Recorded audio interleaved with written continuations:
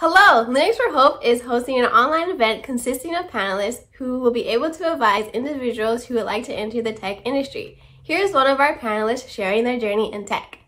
If you would like to have your questions answered about how to join the tech industry, as well as learn more about the online event, please visit events.linuxforhope.org. Hi, my name is Jaylen Wimbish, and I'm a software and DevOps engineer at the City of Los Angeles Information Technology Agency. So what inspired me to pursue a career in tech? I think it all started back in high school when my physics teacher introduced me to Ubuntu and Python. And he had used Ubuntu and Python to create this awesome physics program to demonstrate physics lessons to us. And I thought it was fascinating. Now, being the curious person I am and not knowing what Ubuntu and Python was, I went home and started Googling Ubuntu and Python. Found out Ubuntu is a Linux operating system, something that you can use alternative to Windows and Mac OS, and Python being a programming language where you can write in particular code and tell the computer what to do, which I think is pretty cool. So I found myself researching Ubuntu and Python, installing Ubuntu on my computer, making small programs with Python, simple calculators and games, and it was really fun. From there, I started a small computer repair business utilizing the open source tools that came with Ubuntu and Python for scripting and automating some of those tasks for my business. And I was like, okay, I can definitely pursue a career in tech if I'm making money now with my small business. And that's how I got into tech. So how did I prepare for a career in tech? I think one, having a minor in computer science definitely helped. It definitely gave me the theoretical knowledge I needed in becoming a software engineer. I strongly suggest that everybody pursue a degree in the field that they want to enter. Second, do side projects. As I mentioned before, side projects was something I was doing in my free time because it was simply fun. But I was able to acquire knowledge that complemented the knowledge I obtained in pursuing my my minor in computer science. Another thing I will say, specifically on the software engineering side, attend hackathons. Actually, computer engineering as well. But attend hackathons. They're basically these events where a whole bunch of people come together. They work on projects, try and solve a problem in 24 or 36 hours, and you get to network with other people.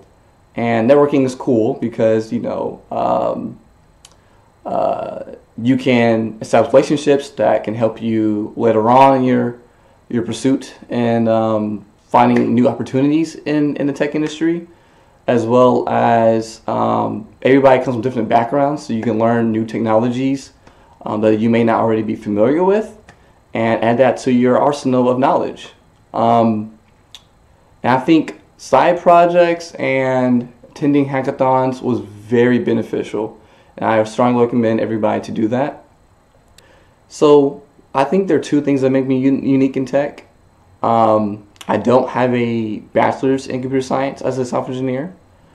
I have a minor in computer science. It is a little bit more difficult not having that BS and applying to jobs. I think HR is very quick and be like, oh, we need a person who has a degree in this. I highly recommend pursuing a degree and eliminate that issue when pursuing opportunity. I know now these days companies are less focused on applicants having a degree in computer science. So being a young African American male in tech makes me unique, I think. There's not a lot of young African American males in the tech industry. When I first wanted to pursue a career in tech and looking out for other young African American males to reach out to and get advice from, and seeing what challenges they faced and how they overcame them, there wasn't a lot to reach out to. I hope one day, with me saying being a young African American male is unique is no longer true. I hope there's more of us in the tech industry, and we can provide our backgrounds and cultural experiences and contribute in a way that's meaningful to wherever we're at. And I hope I will become a role model for other young African American men that want to pursue a career in tech and help them out. So I definitely face a few challenges in the tech industry. One is imposter syndrome, and I think all of us have encountered imposter syndrome at least once in our life, right? So applying for jobs in tech industry, sometimes an opportunity has their requirements listed, and they may seem daunting, and you may be like, "Oh no, I can't apply to this. I won't be able to even get an interview." But just want to remind you guys, stay confident.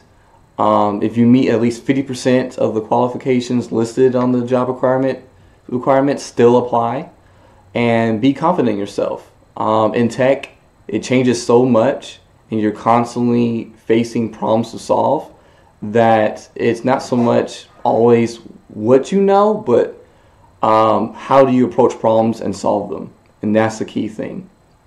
And once you're okay and confident that you can break problems down into simple components and solve each one, and being able to solve the bigger task at hand, you'll be fine. So that applies for getting a new project task assigned to you once you are in industry as well. Knowing how to break problems down and find solutions for them. Another thing I discovered was a challenge was work-life balance. So at times, I'll be so wrapped up in trying to solve a problem. Either I'm having fun and I lose track of time, or I spend so much time on a problem because I'm struggling on figuring it out, right? But work-life balance is a must.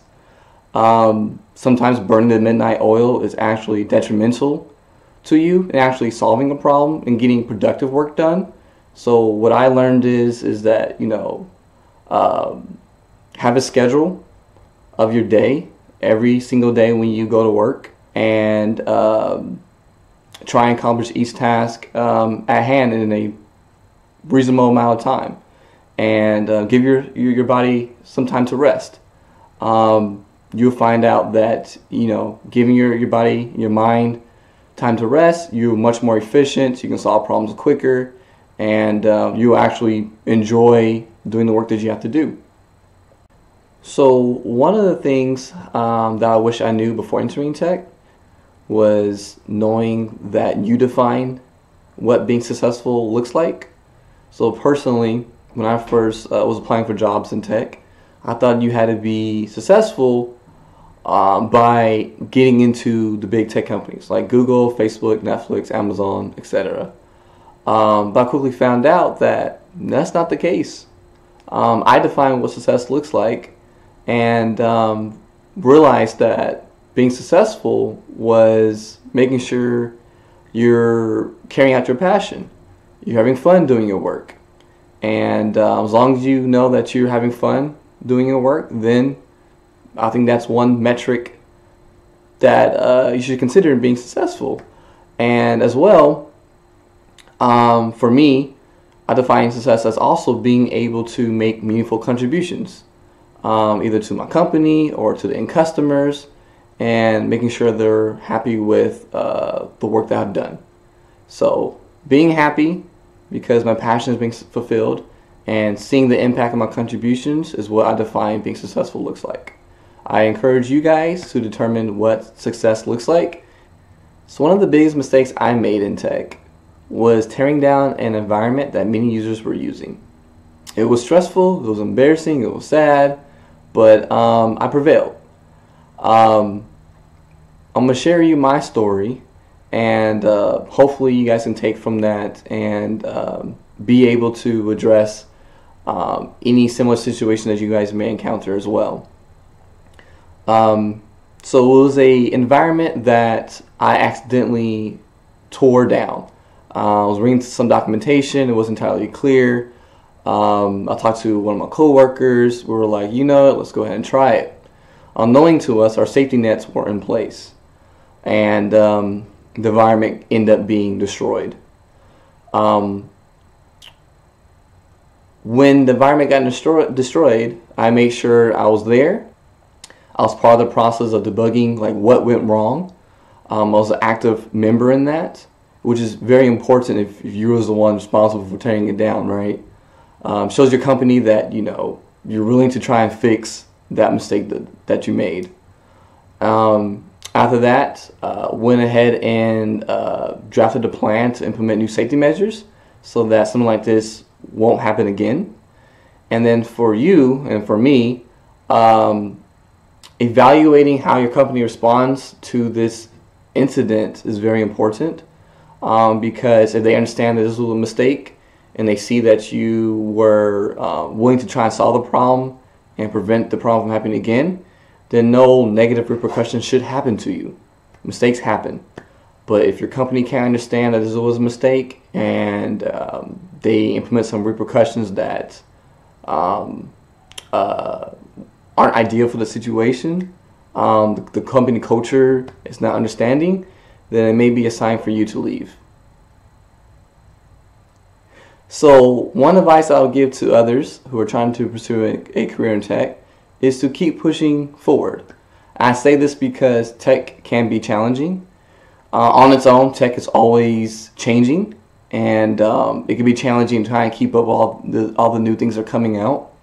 And then two, once you get a position at your job will be trying to solve problems that may not have been fully solved before. So it will require you to understand the big picture, break down that problem into small tasks, and using all the knowledge and skills that you have acquired before and some creative thinking to come up with a solution for that problem.